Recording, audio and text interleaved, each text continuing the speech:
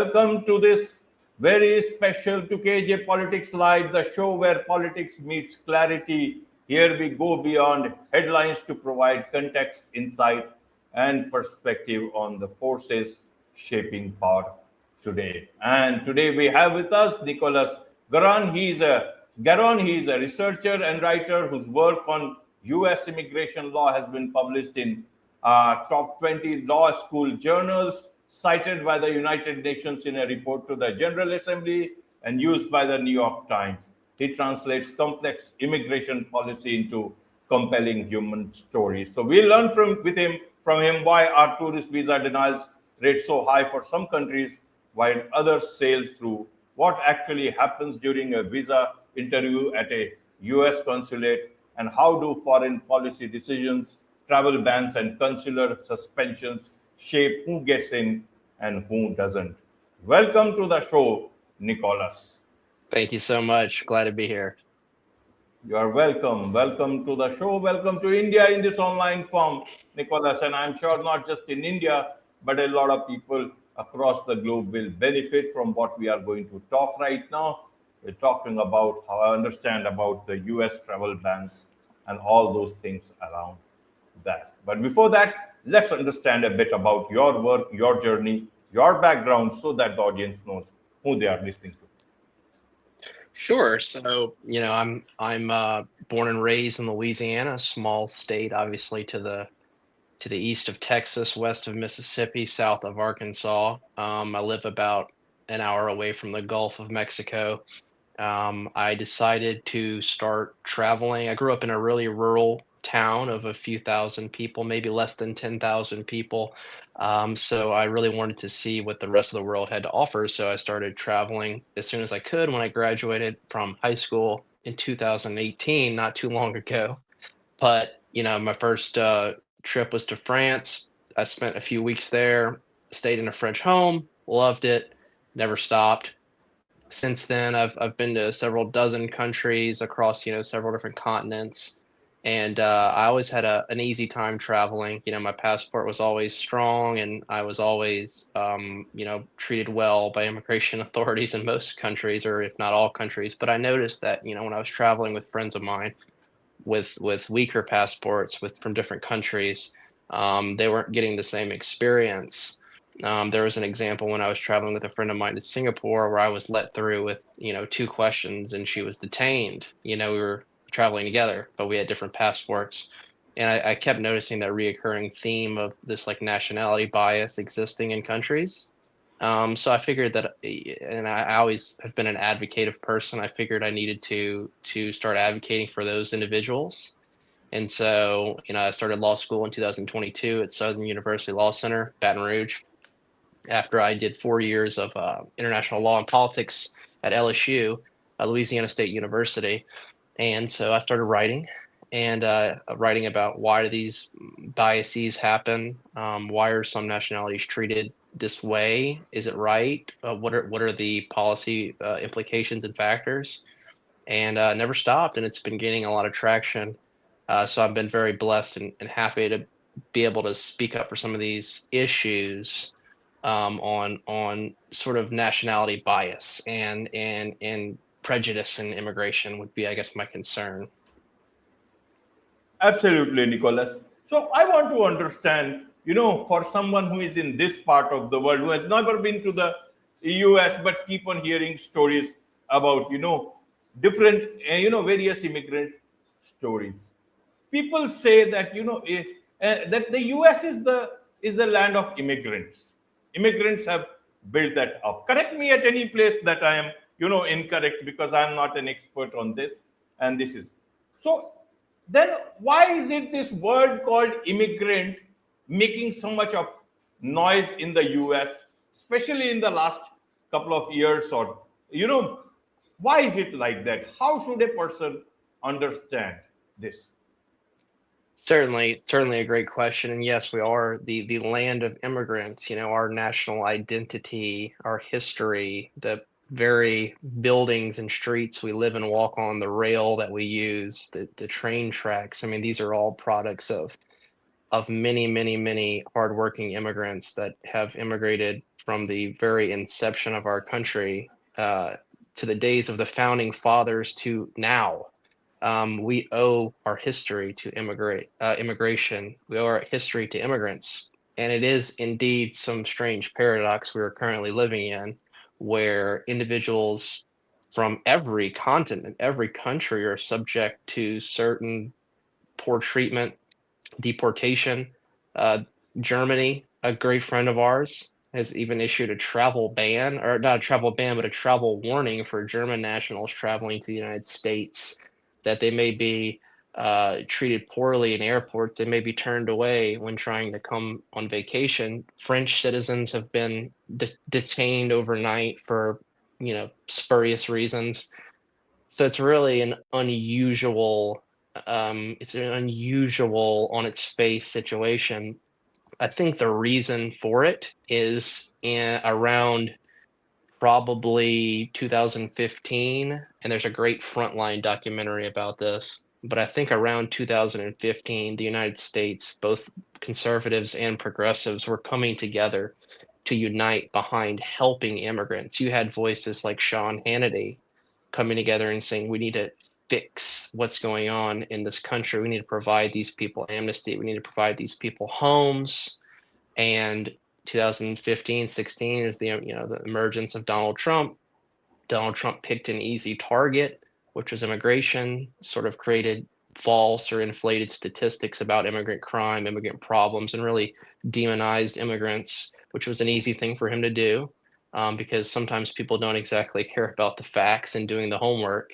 So he was a very derisive cause of the current immigration demonization of immigrants and those from other places. And I think that's kind of stuck in the last 10 to 12 years and has really galvanized the Republican Party. And I think that is the chief concern. Okay, okay, Nicholas. Let me understand it this way for my audience. Is it then in reality whether immigrants are a problem, or is it the way a particular administration or a particular leader or a president, if I put it that way, will think that is the thing that will decide the fate of immigrants? Will an individual administration decide the fate of immigrants, or will the United States of America will decide the fate of immigrants? How should we understand this whole thing that has been going on, especially since perhaps 2015? Certainly, it is an administration who determines whether or not immigrants will be treated badly. And in my opinion, immigrants are not the problem. However, the executive branch, the president, has extreme latitude over immigration, extreme. Congress has, sets certain laws and policies and quotas for immigration, but ultimately sort of defers to the president for enforcement, even allows the president to ban certain nationalities, to restrict certain nationalities. That's all legal. So the president has the toolkit to decide whether or not they will be pro-immigrant, neutral, anti-immigrant. The thing that's unique about Donald Trump is he has such a powerful voice to his base. He is so appealing, so charismatic to his base that he can actually skew the truth or perpetuate certain prejudices amongst his supporters, which will allow them to sort of push along this negative immigrant rhetoric that drives a lot of these policies through, that allows him to enable some of these policies, and that sort of galvanizes the public support for anti-immigrant policy. So it starts with the president, but when you have a president that's uniquely charismatic and uniquely has a unique ability to appeal to his base, notwithstanding the facts, that changes a lot. Absolutely, absolutely. So, Nicholas, let me ask you again this way. What does the US want from immigrants? Who does the US want as immigrants? Does it want tourists or not? Does it want professionals or not? Does it want people to trust that process or not? Or one administration will tell them come and another will kick them out? Is it that what US wants? Or the US wants, people who can pay for those gold thing, what you call is Yep, special gold visas? visa. That is, Yep. yeah, gold visas. That is what they want, selling for millions of dollars, whatever the rate may be. Is it what the US wants? Help us understand so that a lot of people who may listen to this particular episode, they will know where they stand in this whole scheme of things, in the land of Uncle Sam. Absolutely. Well, the United States wants several things. And I'm glad you mentioned the gold card because that is going to be my latest publication, hopefully. The United States, obviously, especially the Donald Trump mythology, is very transactional.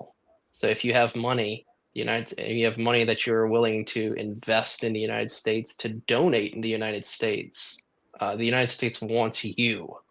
And the interesting thing about the gold visa is it's not abnormal for a country to attract investors. I mean, there are countries all around the world that will sell, in essence, residency, visas, citizenship, even for investments in capital, in real estate.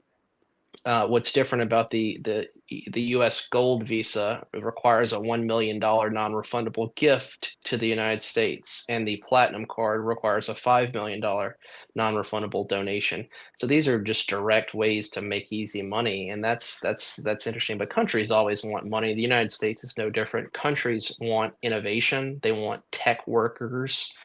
They want talent. We have some pathways for talented individuals, EB1, EB2. We have the H-1B visa. We have the O visa for extraordinary individuals. So we do have some pipelines. I would say we don't pursue them as aggressively as other Western nations. Getting talent should always come first, and people that are going to provide jobs and talent to the United States.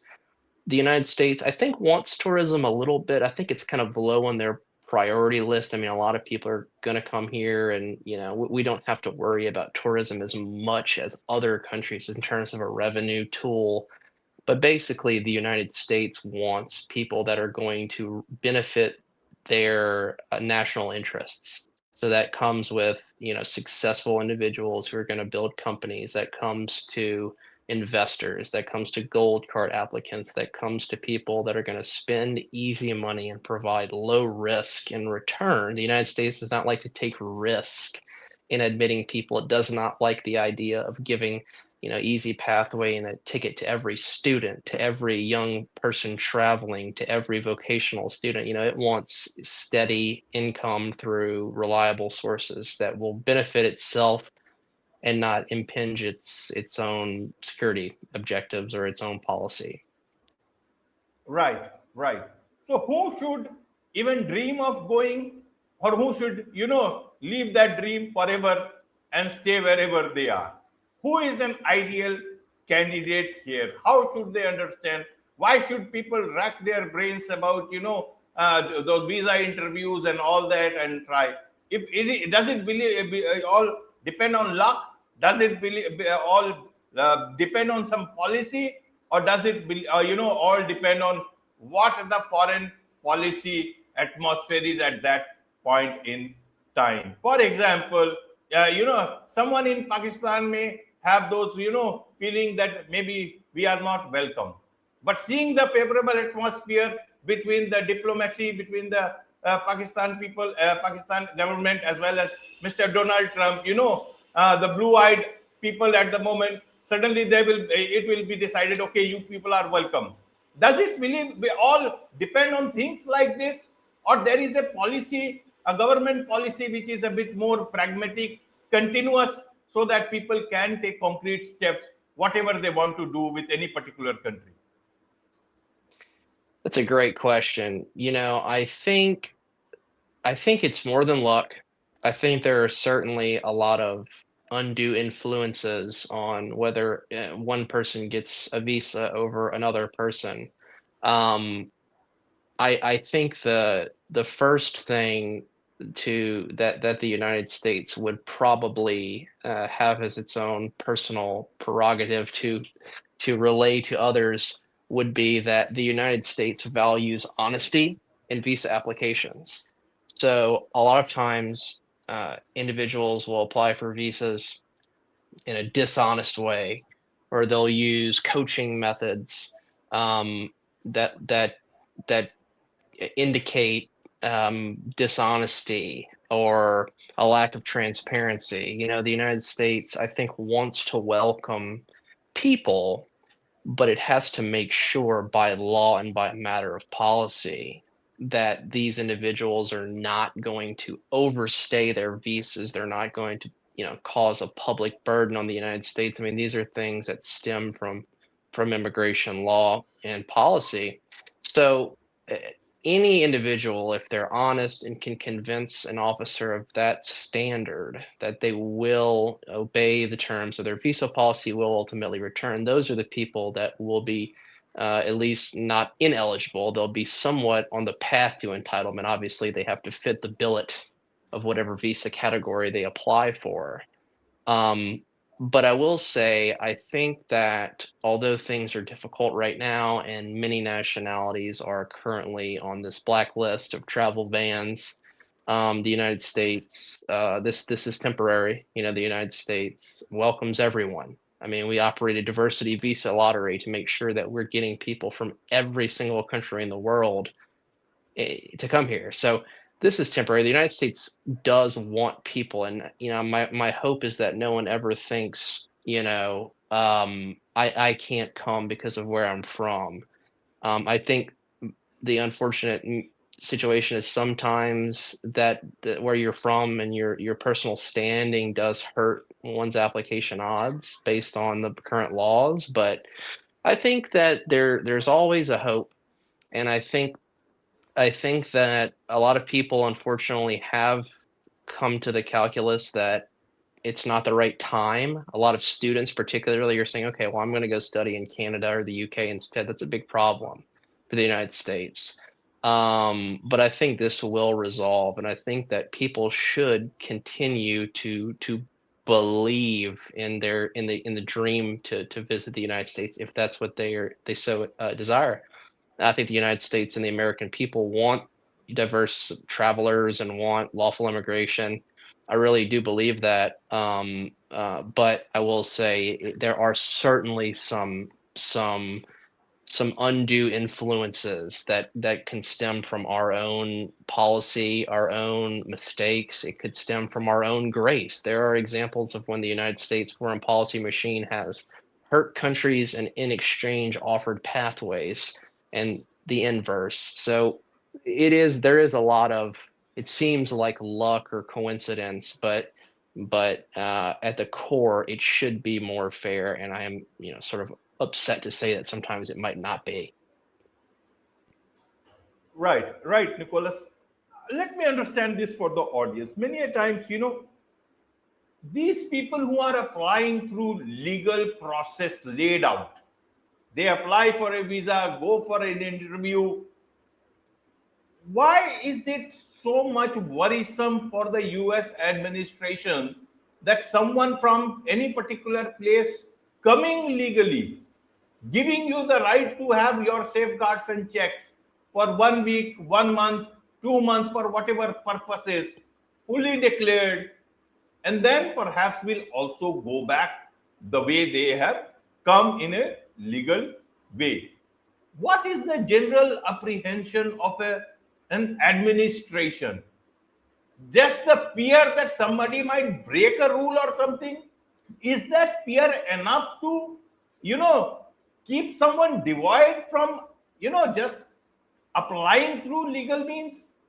They are not jumping some fence in any other part of the US coming from any borders, or they are not coming through some through some sea route, or illegally. That is a different matter altogether. Help us understand why legal visa entry is a problem for some nations. Yeah, that's a great point, and I am in agreement with sort of your skepticism. I agree that it seems very minimal, the risk to the reward. I mean, we have, I'm sure, denied individuals who had valid intentions, those who wanted to see their families, to attend weddings, to attend conferences. I mean, that's an ordinary thing that happens. And the question that I had was, yes, is it really enough of a justification to really, have this aggressive denial system if there's any sliver of a chance that they're going to not go home? And it seems like the United States would seem to answer yes, it is enough. I don't happen to agree. Um, but the United States, it operates its visa model off of, like I said, you must return, you must not become a burden on the taxpayer. Now, I think the people that actually do that are minimal. I think it's a very small amount of people that do.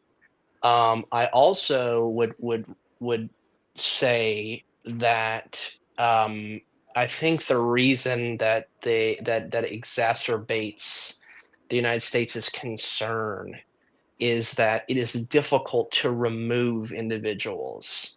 And I've written about this, but it's one problem for an individual to get a visa, come to the United States, overstays his or her visa, and become a burden of the state and the taxpayer.